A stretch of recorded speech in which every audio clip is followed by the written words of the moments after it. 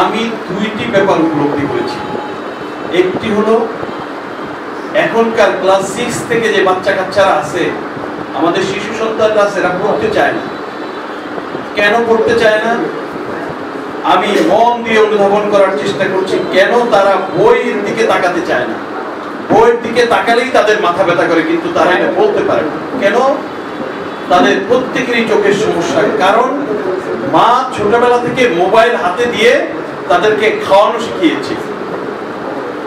এই জন্য প্রত্যেকেরই চোখের সমস্যা। এখন বিশেষ করে বাচ্চা কাচ্চাদের এই অবস্থা থেকে যদি মুক্তি পেতে হয়, তাহলে ভালো একটা চোখের চিকিৎসা ব্যবস্থা করা দরকার। তারপরে যেটা হলো মুরব্বীরা যারা তাদের ধর্মীয় বই পড়তে পারে না, বিশেষ করে কোরআন পড়তে পারে না, তাদের জন্য এটা খুব দরকার। আমি এই জিনিসটা অনুভব করেই মূলত এই চোখের যে ছোট্ট পরিসরে হলো চোখের সেবাটা ভালোভাবে দেওয়া যায়, এই জন্য ঢাকার বিশেষজ্ঞ ডক্টরদের সাথে কথা বলে এটা করেছি। প্রত্যেক সপ্তাহে ওনারা আসবেন এবং এখানে এসে মোটামুটি ভাবে মাশাআল্লাহ আমাদের যিনি আছেন সাকিব ভাইয়ের সাথে ওনারা থেকে প্রত্যেকটা অপারেশন সুচারুরূপে করার প্রতিশ্রুতি আমাদেরকে দিয়েছেন। এখানে আমার জন্ম, এখানে আমরা লালিত পালিত হয়েছি। এই অবহেলিত ভোলা একটা দ্বীপ, যেখানে নদী বেষ্টিত। একটা লোক হঠাৎ অসুস্থ হইলে রাত্রে 2টার সময় যাওয়ার কোনো ব্যবস্থা নাই।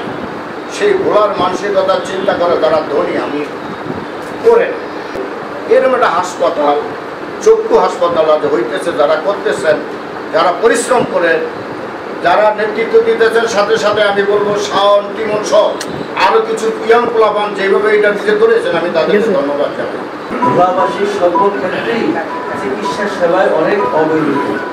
আমরা যাতে এই হাসপাতালের মাধ্যমে আমরা একটা ভোলাবাসী অন্তর্ভুক্তে ভোলার যে 25 লক্ষ মানুষ এই হাসপাতালের মাধ্যমে আমরা সেই গুণগত মানের দিক থেকে যাতে 100% সেবা পায় এবং ভোলায় যাতে এই হাসপাতালটি উত্তরোত্তর প্রচার লাভ করে, এরা যাতে ভোলায় একটি আলোড়ন সৃষ্টি করতে পারে হাসপাতালটিকে এবং পরিচয় লাভ করতে পারে সেবার মান। তাই আমি হাসপাতালের সকল কলাকৌশলী এবং চেয়ারম্যান মহোদয় সহ হাসপাতালের ডাক্তারদেরকে আমি আমার ব্যক্তিগত বক্তব্যকে অভিনন্দন জানাচ্ছি আজকে তারা এখানে উপস্থিত হয়েছেন। আমার ছোট সমস্যা ছিল, আমি ডাক্তার গিয়েছিলাম, আমার চোখের অতটা পারফেক্টলি হয়নি। আমার সমস্যা ছিল, আমার আত্মীয় সমস্যা ছিল। তো আমি ডক্টর সাকিবকে দেখিয়েছি সর্বপ্রথম। তো উনি আমার চোখ দেখে উনি যে সাজেস্ট করেছিল, এখন পর্যন্ত আলহামদুলিল্লাহ 1 বছর হয়ে গেছে আমার চোখে, এখনো কোনো পাওয়ার চেঞ্জ করা লাগেনি।